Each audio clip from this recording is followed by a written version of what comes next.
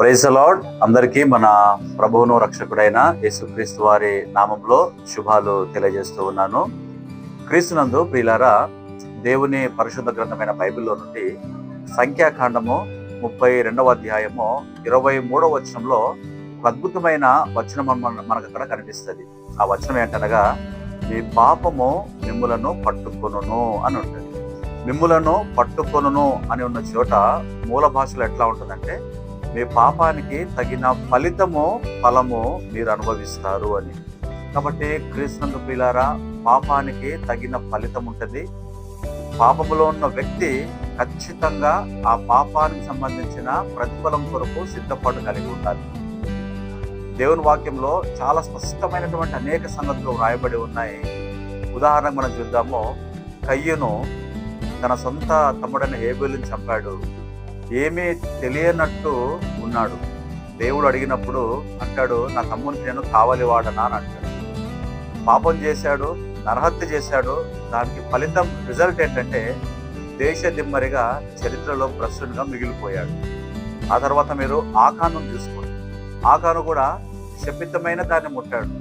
యెహోషువ చాలా స్పష్టంగా క్లియర్గా మాట్లాడాడు, యెరికో పట్టణం శపించబడింది, దాంట్లో నుండి ఏ వస్తువును కూడా మీరు ముట్టొద్దు అని. కానీ ఆకాను బంగారు నగలు, వెండి, విలువైన వస్త్రాలను చూచి వాటిని తీసుకొని దాచిపెట్టుకున్నాడు. ఎవరికి తెలియనట్లు మరలా సంఘంలో, సమాజంలో కొనసాగాడు. దాని ఫలితం ఏంటనగా, ఆకాను పట్టబడినప్పుడు ఆకానుతో పాటు తన భార్య, తన పిల్లలు, తన పశువులు కూడా రాళ్లతో కొట్టి చంపబడ్డారు. వారి మీద పెద్ద రాళ్ల కుప్ప వేయబడింది. చూడండి, పాపము చేసినప్పుడు చాలా ఆనందంగా ఉంటుంది. అనుకుంటాము, నా అంత మనగాడే లేడు అనుకుంటాం, లేక నా అంత తెలివైన వారే లేరు అనుకుంటాం. కానీ వాక్యం ఎంత స్పష్టంగా మాట్లాడుతుంది. దేవుని వాక్యం అది సత్యము, అది నిజము. మీ పాపము మిమ్ములను పట్టుకొనును. పాపానికి తగిన శిక్ష అనుభవించడానికి సిద్ధంగా ఉండాలి. ఈరోజు పాపంలో ఆనందిస్తున్న సహోదరుడ, సహోదరి, రేపు అవమానం కొరకు సిద్ధంగా ఉండాలి. రేపు నలుగురిలో నిలబడాలి, తల దించుకోవాలి. దాని ఫలితం నీవు, నీ భార్య, నీ పిల్లలు, నీ కుటుంబం అంతా కూడా ఆ శాపాన్ని అనుభవించాలి. మీరు చూడండి, ఇస్కరియోతు యూదా డబ్బు మీద వ్యామోహంతో, డబ్బులో ఉన్నటువంటి సంచిలో ఉన్నటువంటి డబ్బుని దొంగిలిస్తూ యేసు ప్రభుకే వెన్నుపోటు పొడిచిన చరిత్ర యూదాది. చివరికి ఆ పాపము తనకు మనశ్శాంతి లేకుండా చేసింది. చెట్టుకు ఉరివేసుకొని కడుపు పగిలి చనిపోయాడు. బైబిల్ ప్రారంభం నుండి ముగింపు వరకు మనం గమనిస్తే, మీ పాపము మిమ్మలను పట్టుకొనున్న వాక్యము అక్షరాలా నెరవేరుతూ వచ్చింది. వాక్యము నిన్న నేడు నిరంతరము ఏకరీతిగా ఉన్నది కనుక ఈ దినాల్లో కూడా ఇంకా పాపంలో కొనసాగుతూ ఉంటే, ఇంకా పాపంలో ఆనందిస్తూ ఉంటే, ఇంకా నాకేం కాలేదులే, నేను క్షేమంగానే ఉన్నానులే అనుకుంటే మాత్రం జాగ్రత్త. ఈ మాటలు దేవుని హెచ్చరికగా గమనించు. ఈ మాటలు నీ కొరకే దేవుడు మాట్లాడుతున్నాడనే విషయాన్ని గమనించు. పాపాన్ని విడిచిపెట్టు.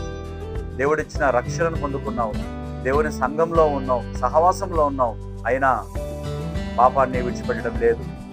దేవుని గ్రంథమైన బైబిల్ సామెతలు 28:13 ఉంటుంది, అతిక్రమాన్ని దాచిపెట్టువాడు ఎప్పటికీ వర్ధిల్లడు, వాటిని ఒప్పుకొని విడిచిపెట్టువాడు దేవుని కనికరాన్ని పొందుతాడు.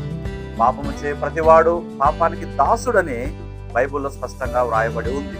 కాబట్టి మన ప్రభువైన యేసుక్రీస్తు వారి అపారమైన కృప చేత ప్రతి పాపము నుండి, ప్రతి దుష్కార్యము నుండి ప్రభు మనల్ని విడిపించగలడు. కనుక ఈ 2025 సంవత్సరం ఈ ప్రారంభ దినాల్లో ప్రభు మనతో మాట్లాడుతూ ఉన్నాడు. మీ పాపము మిమ్మల్ని పట్టుకుంటుంది, అది తథ్యం. పాపానికి తగిన శిక్ష అనుభవించడానికి సిద్ధంగా ఉండాలి.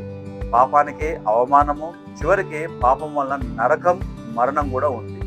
కాబట్టి యేసుక్రీస్తు ప్రభు యొక్క మాటలు విని, ఆయన వాక్యానికి లోబడి పాపాన్ని విడిచిపెట్టి దేవునికి ఇష్టమైన, దేవునికి సంతోషపరిచే జీవితాన్ని మనమందరం కూడా జీవిద్దాము. అలాంటి కృప దేవుడు మనందరికీ సహాయం చేయనుగాక.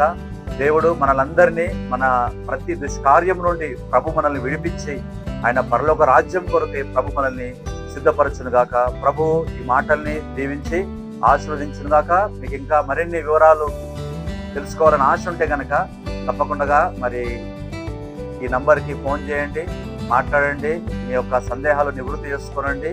తప్పకుండా దేవుని రాజ్యం కొరకు సిద్ధపడండి. దేవునికి మహిమ కలుగునక. God bless you. Praise the Lord అందరికీ.